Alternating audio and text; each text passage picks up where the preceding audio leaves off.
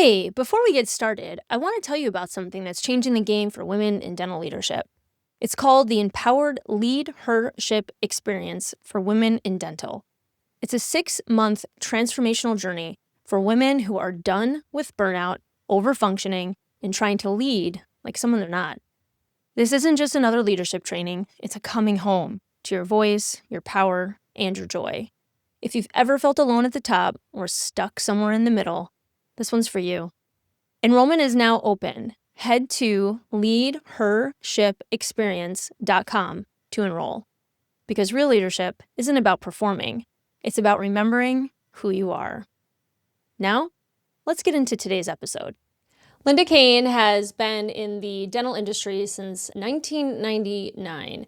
She is a self-described money whisperer. She's an RCM pro, and now she is a billing master, an author, a podcast host, a speaker, and a mental health advocate after losing one of the doctors she worked with to suicide.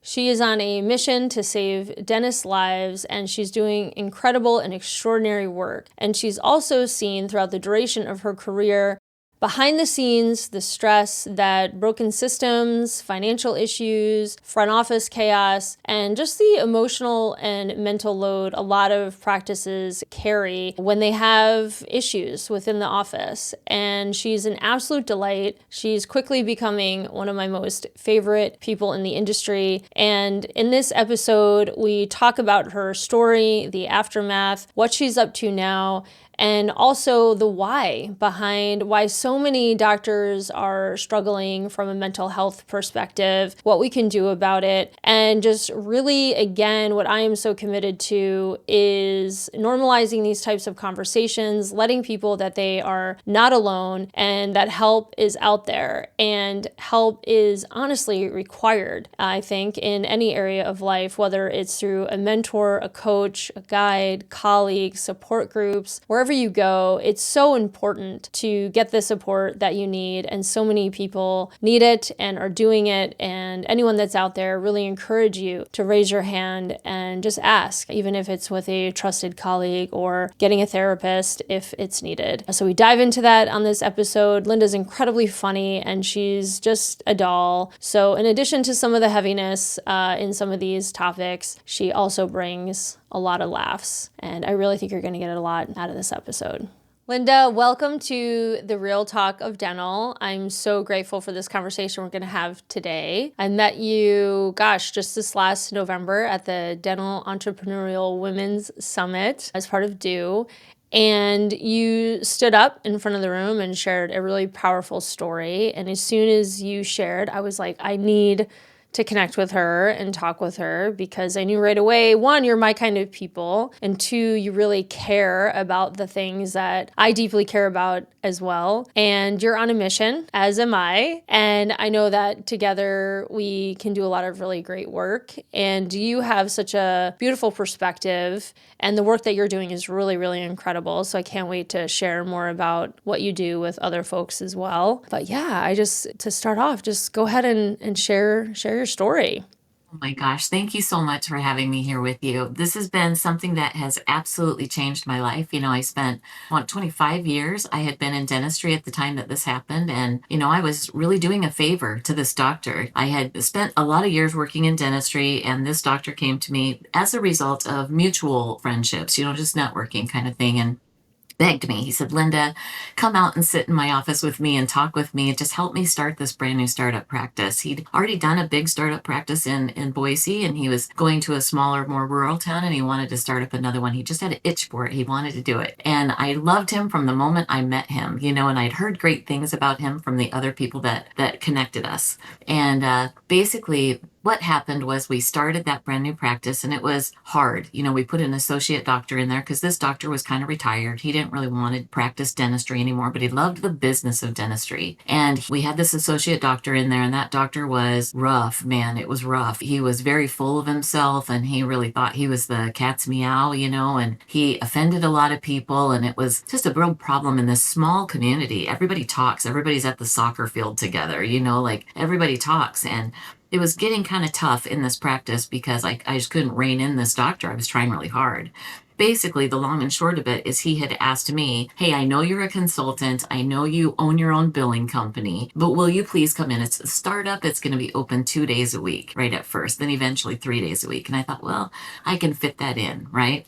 So then I got stuck with this doctor, and it was a little bit hard because he just was very young, and there was no bones about it. He was a very good dentist. His clinical skills were very, very good, but he just was not a great human, and it was tough. And so long and short is this owner doctor came in and he said, Linda, I think I've got my license still. My license is still active. I'm gonna come in and I'm gonna work the office. And he had such a booming personality. He was a big person. He helped everyone. He literally took meals to people. He'd empty his fridge into a laundry basket and take food to people. He was just one of those kind of people.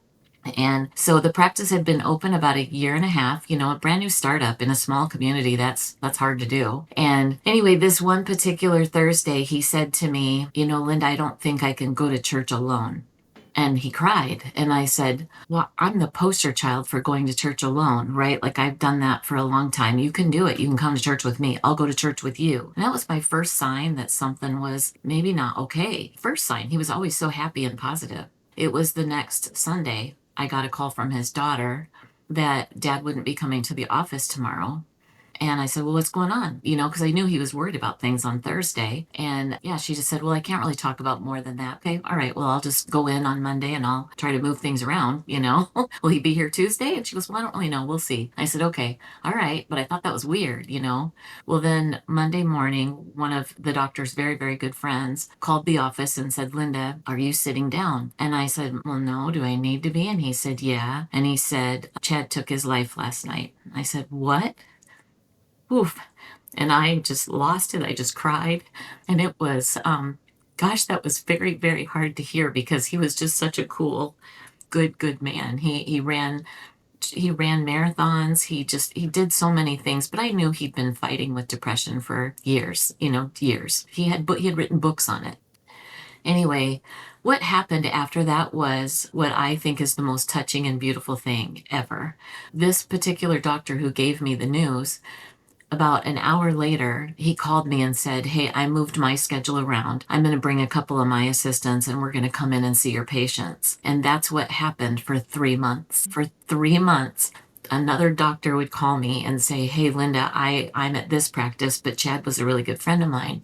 I can come in on this day and bring my team and see your patients. So what that meant for me was my cell phone was blowing up with 2 types of calls, one helpers and one people who wanted to maybe talk to me to buy.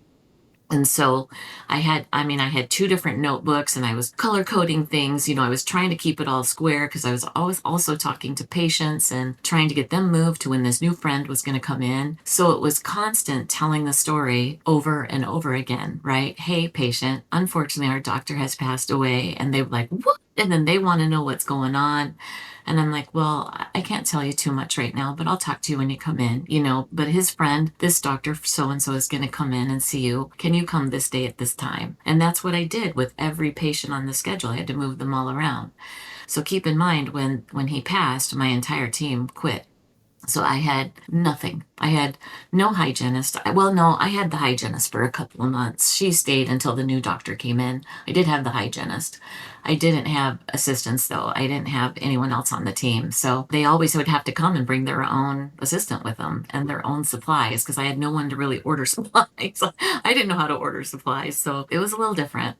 But the beautiful part that happened through all of that was the miracle of this valley and all the people that came in to provide the service for us. I'll never forget one experience. And it was one of the doctors who wanted to buy, and it actually was, I'm going to say his name because I love this man so much. His name was Kim Keller, and he's a dentist. At that time, he was the ISDA president, and he came in to meet with me with one of his partners in his group practice. He owns several practices, and he came in to see if this was one that would be good to add to his fleet.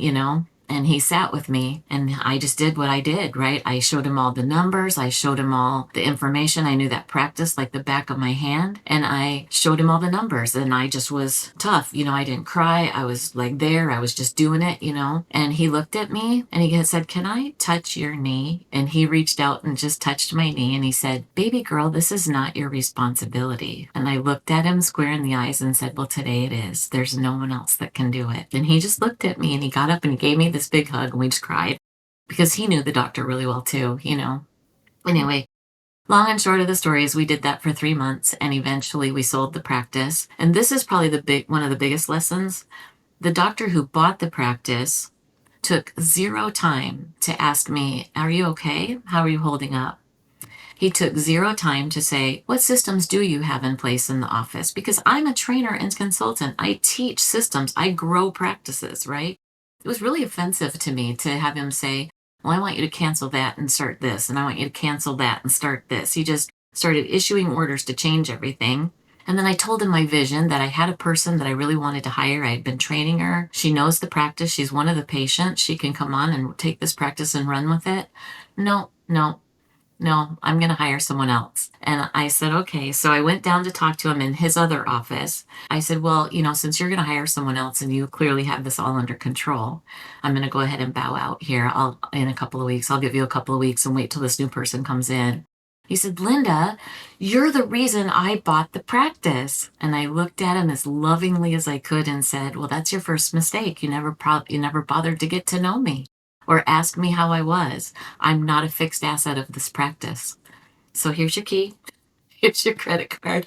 I'll see you later." And I left because I thought there was zero intention to get to know me or what was happening in the practice, what we'd even gone through, how we'd even kept it alive for the last 3 months, what the patient base was like. Are patients staying or are they leaving? So it taught me so many things and made me realize that I'm on a mission now, Brandy. I'm on a mission and it's really a movement.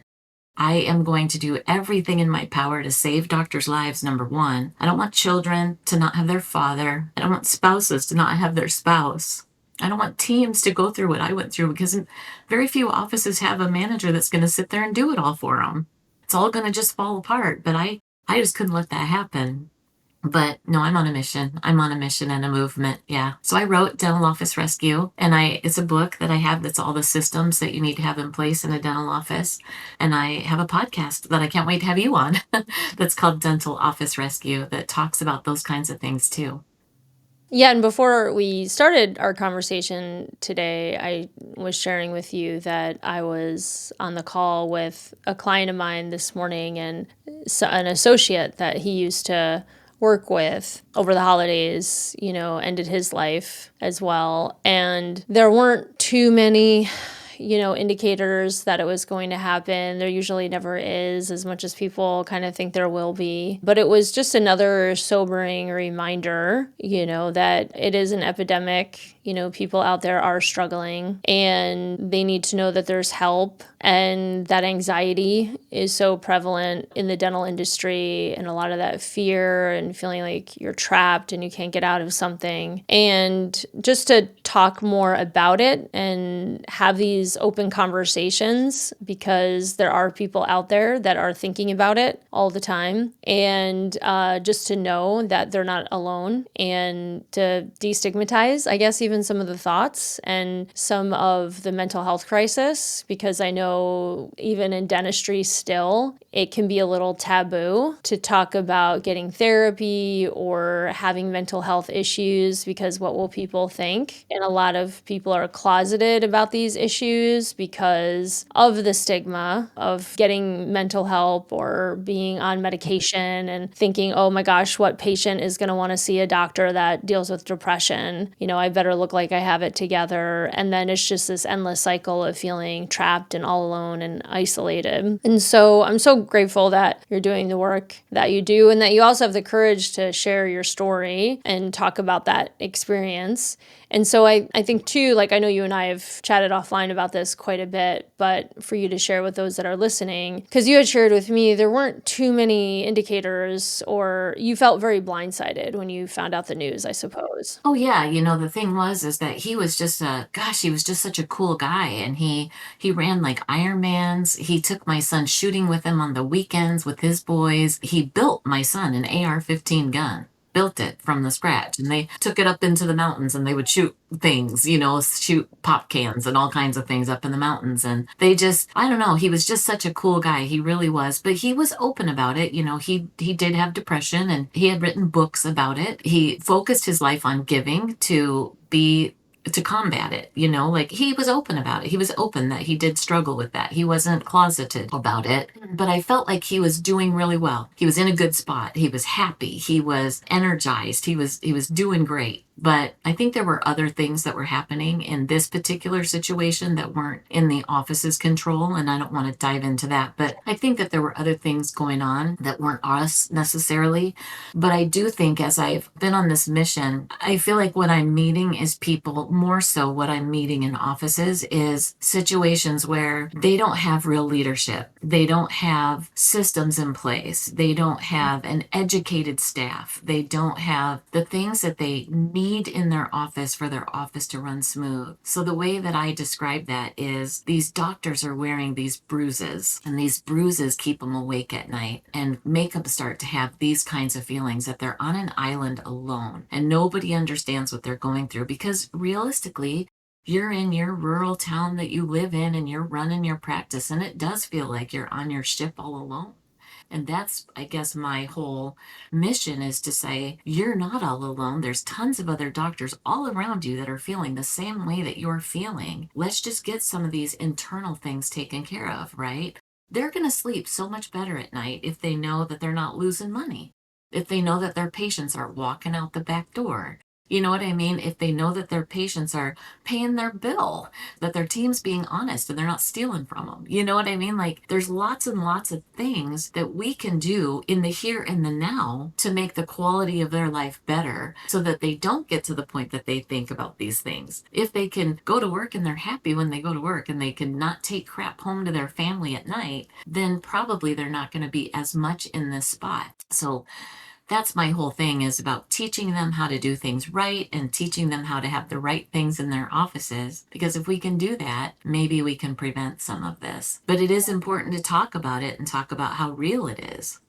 Yeah, and like from your perspective, I mean, I think that's so insightful too. And honestly, the last several conversations I feel as if I've had on this podcast have been talking so much about systems and how important it is to have those in your practice, because it leads to so much burnout, stress, not just for obviously the doctors and owners, but also the team. And then there's a lot of tension, and people don't take the time to, well, one, I don't think they're aware that their systems are either broken or inefficient or non-existent, and then taking the time to really build them out, because I think we inherit so many outdated systems, and sometimes the change just feels so overwhelming that people would prefer to just stay in the, the devil you know versus the devil you don't know kind of thing, where it's just people would prefer to stay in a broken system because they're familiar with it than go through the change. So many people struggle with change, and I think that's why like teams and docs and whomever, having people like you or I in their life, or the many other support folks that are out there to help hold your hand while you're going through the change, because it's not uncommon to be uncomfortable during change. Also recognizing that I think in dentistry, and I'd like to hear your take on this, like how did we get here? But I also feel like in dentistry, there's this,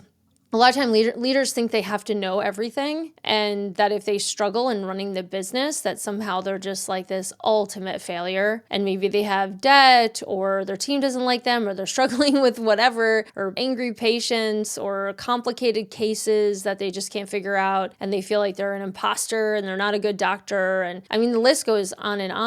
And there's this idea that if we're really successful at a couple things, that we should be masters of everything. And we really only have like a few really unique gifts and things that we really, I mean, there's the zone of genius, right? The zone of excellence, like Gay Hendrix's work. And, a lot of us think that we need to be in our zone of genius or zone of excellence, like with literally everything, but that's just not how we're designed. There's so much that I am really not good at all.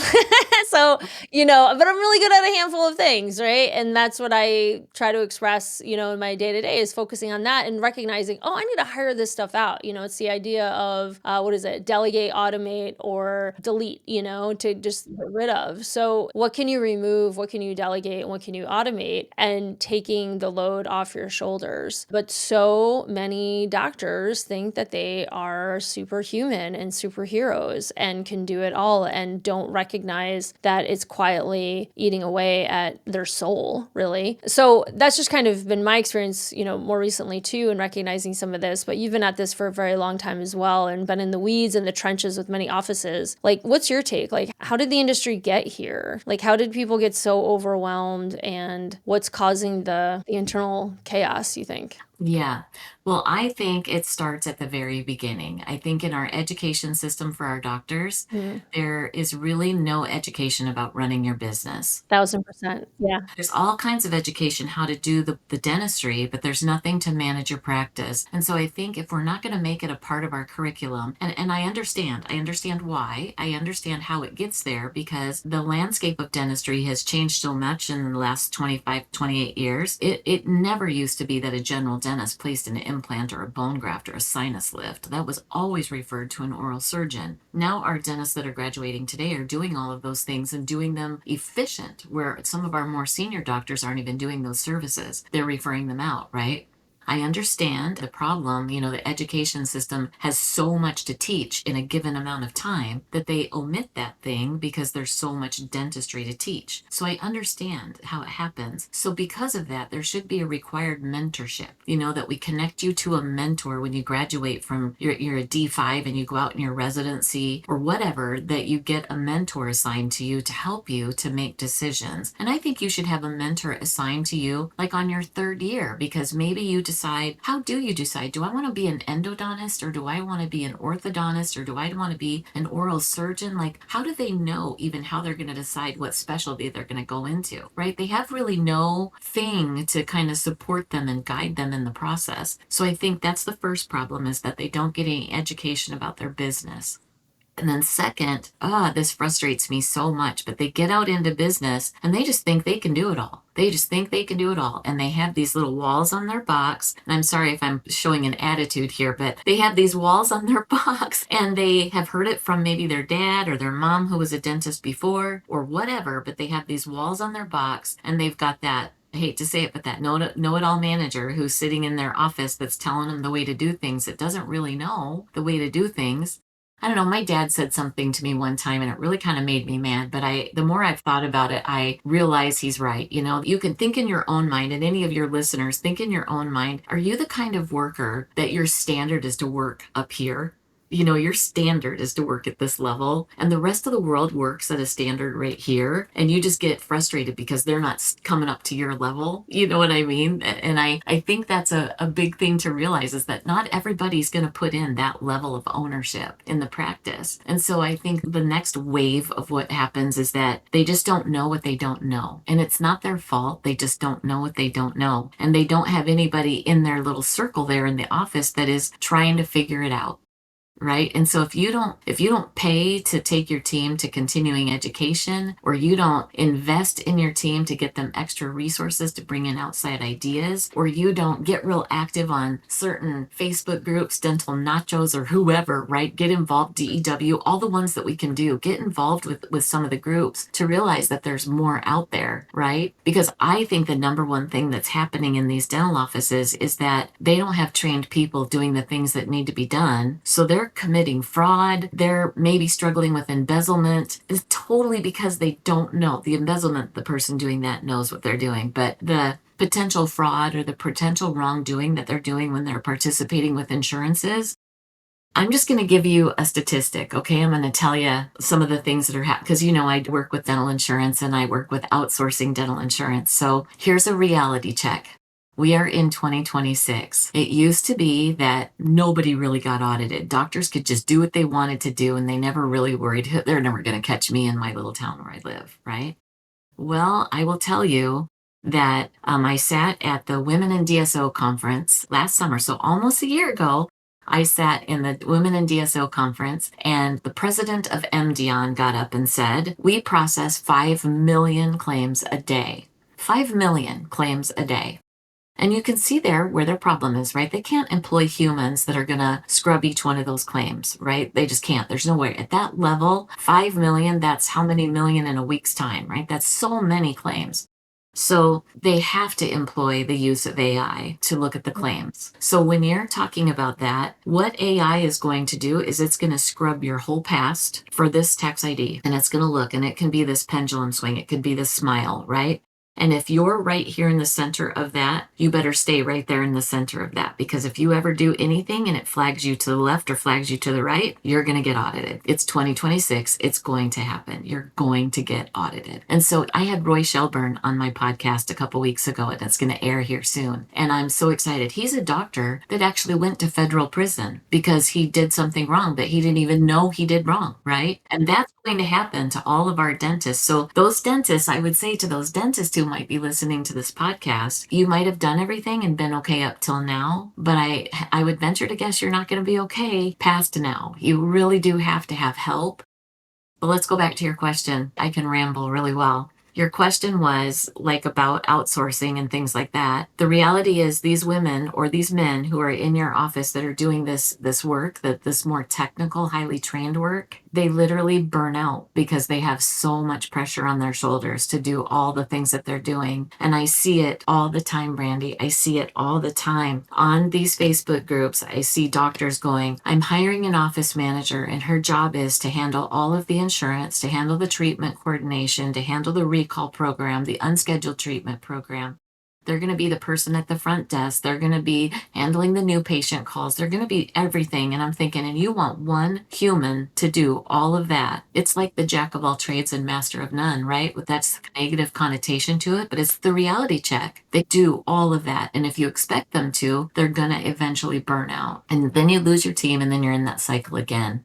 So I'm a big, big advocate for outsourcing your insurance because it's highly technical, highly skilled, and the bonus word is the law is involved. So get the stuff that can get you in trouble handled by the specialists who know how to guide you and protect you. And then teach your staff that's in the office, your team. I don't like to say staff because that's like an infection.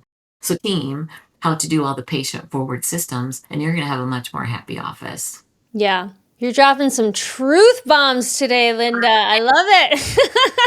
I'm so hot. I love when you get fired up. Yeah, it's all incredible. And I agree everything you said 1,000%. And I loved even when you got a little spicy about doctors not wanting help and then relying on their team to say, "Oh, you don't need that. You don't need this." And I've seen that over the years as well, because a lot of times team members don't want to be found out, because they also have their own thing going on. And it's not necessarily that they're stealing or embezzling or anything like that, but they have this system that's like working for them. And maybe they're, taking some shortcuts or hiding stuff or whatever. I mean, I don't really know, but I do know that anytime you have a team member that's getting in the way of your desire to grow and expand and to develop, and having a curiosity of saying like, "Hey, can we do this a little bit better, more efficiently?" That saying, "No, we don't need to do that." I think that is like one of the biggest red flags ever. And I'm curious what your take is on that. And I've seen that so often, and right away for me, it's a really big red flag. And I totally agree that you think like doctors can get in this box of, "I got this, I don't really need help." And I'm just such an advocate. I mean, I am a coach, so I'm an advocate for coaching, but I also have a team of coaches for myself, right? So I have people that help me in a variety of different areas. And I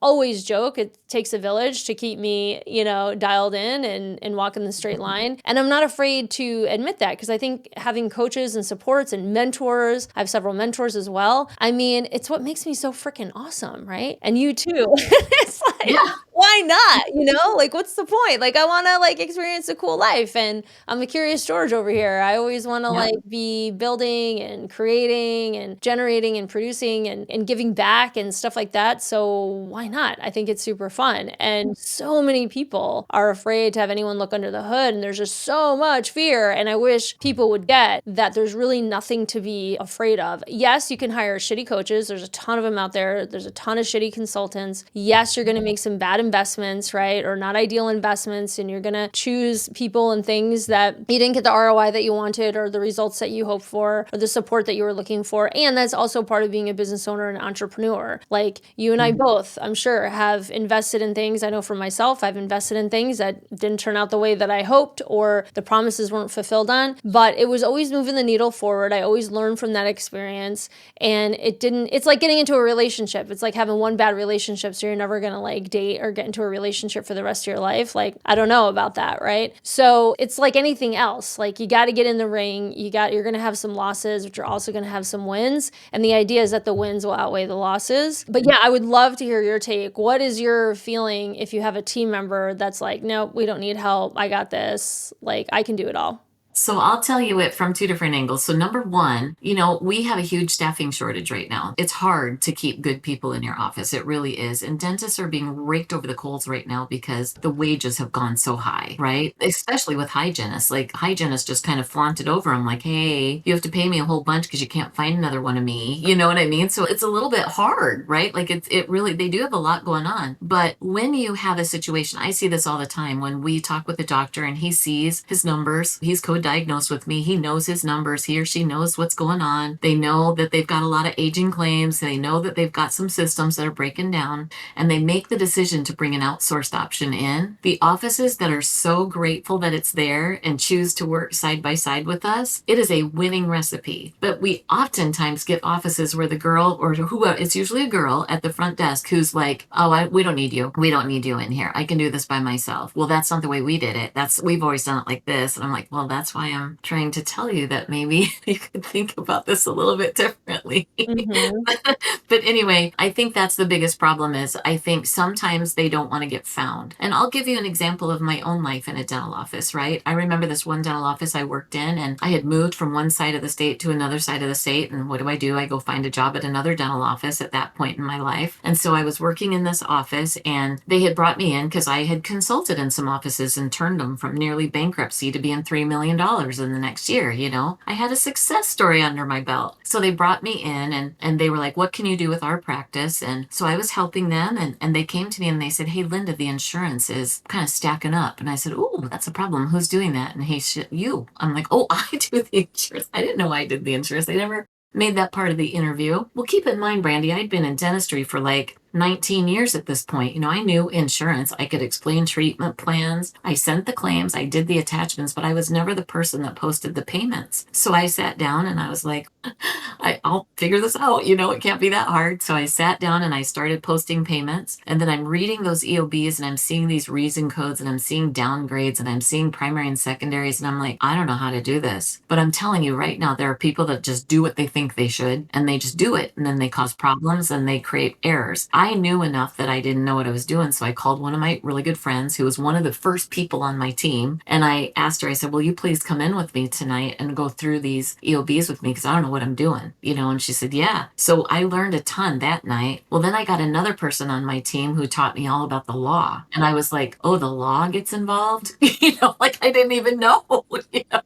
And I'm like, wow. And so that was like when it just took the roof off of my ability to learn. I just thought there's so many things to learn. And that's when I realized most offices do not have a person that knows what they need to know. I'm going to say 90% of offices out there, that's a high number, but it's a real number. 90% of offices out there do not have a person that knows really what they're doing. They might seem super confident and they might seem like they've got everything in control, but if they haven't attended a webinar or they haven't listened to something so that they know the new changes in the law, they're making mistakes, and it's not their fault. They don't know that they don't know. But the reality is they are making mistakes that are going to get you and whoever did the work in trouble. And in trouble, I mean thousands of dollars and potential jail time. Like it's scary. So I really do want to get the message out there. Don't burn out your team. Take good care of your team. I had a doctor once upon a time that called it his golden goose. This is my golden goose, and I have to nurture this golden goose, right? So when you take care of your team,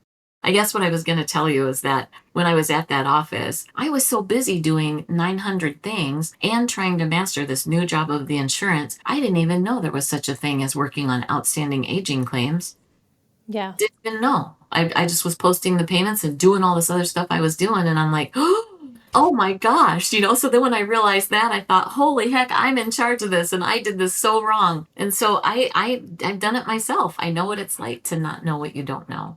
Yeah. So you got to get help for people. Yeah, and I think there's like this idea too, like nothing is, unless you're legitimately doing illegal activity, anytime anyone's coming in to help, you really got to get like, nothing's really wrong, right? So people are coming in to help make things better, and or maybe something does get discovered where you haven't been fulfilling on your job like you thought you were, or they're uncovering all these mistakes or something like that. A couple things can happen. You get forgiven, you get trained, you learn, everybody moves on, that's it. Or you realize you're actually not fit for the job. Perhaps worst case scenario, you get let go. I guess when you're saying legal stuff, I suppose you can go to prison. That could be worst case scenario, but it's usually the doctor, right? If you get audited. That's if you get audited. Yeah, and it's usually like not, the doctor's usually one in trouble.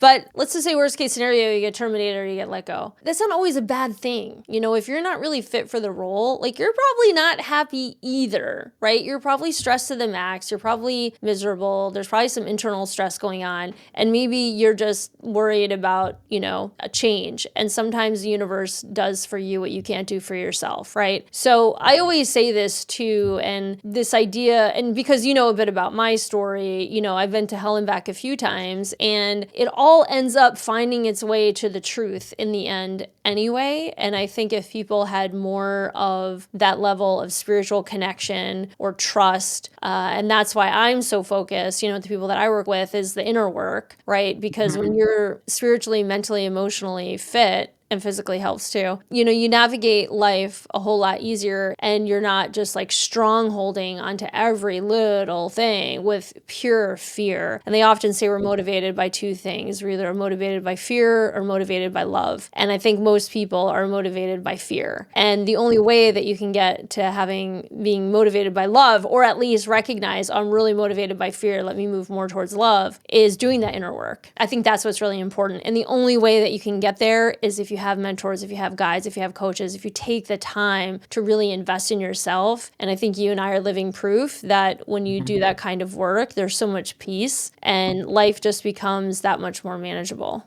Yeah, 100%. I have gone through things in my life where I've made decisions to go help a certain practice, and I get the huge success stories, the grand, big change. We do wonderful things, and 90% of the team is connected and so fired up. And then there's the one negative one that got figured out in the process who just won't jump on the train, right? I know myself, I've been fired twice from dental offices, like painful, big fires.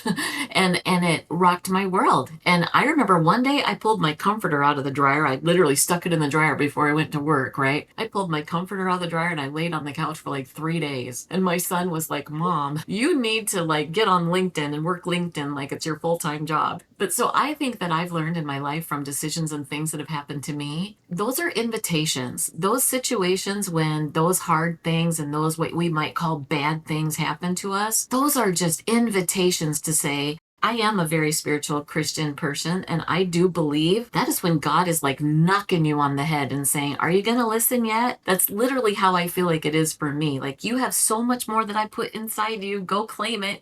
That's really how I feel. And so each time that happened, when I could get over my grief and my anger, then I could look at it like there is more inside of me and there is more that I can give, And so each traumatic event led to something better and better. And I would have never known that I would be part of a beautiful, beautiful career now. I would never know that I would be in a position to get my message out and in a position to connect with people. I love to connect with people. I really do. That's my We talked about our 5 key strengths, right? And woo is one of my biggest ones, winning others over, but also positivity and empathy. And those things are so important because when you recognize your God-given talents, you can do so many things. And so those are invitations. When those things happen, those are invitations. They're not closed doors slamming in your face. They're invitations to do more.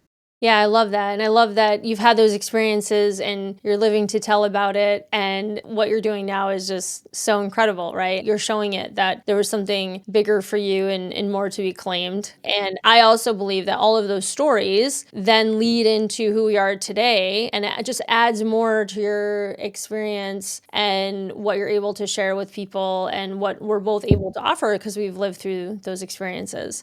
Well, Linda, I could honestly talk to you all day, and I think that there will be time for us to do that sometime in the near future. You are just like such a special, extraordinary woman, and I'm so Oh, glad thank you. that our paths have crossed, and I'm looking forward to seeing more of you this year and being more in your orbit, which will be super fun. And I'm really grateful for the work that you're doing. And I know that your doc, who's no longer with us, would be incredibly proud of you and grateful that you're doing the work that you're doing too, and how you represented his practice after his passing and the care and the love that you poured into it. I'm sure he's incredibly grateful for that. And I'm so grateful for everything that you are and what you continue to be for the industry. So thank you so much. Thank you so much for having me. This isn't something I've done before, just get in and tell my story. And I think I'll start doing it more, but it's hard. It's hard to talk about that. But thank you for giving me the opportunity. It's been fun to be here. Thank you. You just listened to the Real Talk of Dental.